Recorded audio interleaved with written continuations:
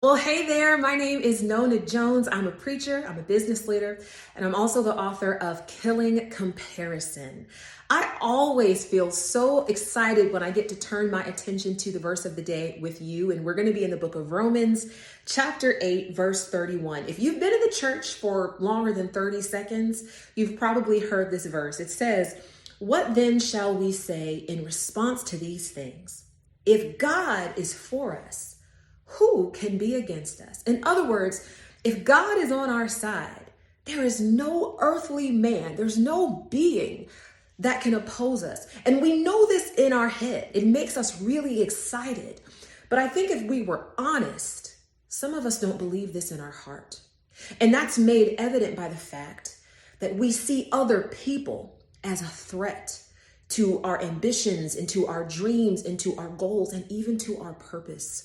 I think back on the familiar Bible story of Saul and David. This is a perfect example. So Saul, if you know the story, Saul was made king by God. There was no prior king in Israel, but the prophet Samuel made Saul king because God decided to make Saul king. And yet, this young shepherd boy, David, defeats Goliath when Saul is king. Saul enlists him in his army. David becomes a mighty warrior. He wins many battles on behalf of Saul. And when they're returning to the city one day, people are celebrating. They're excited because there was victory in the battle. And Saul overhears the people singing, "Saul has killed his thousands, and David his tens of thousands."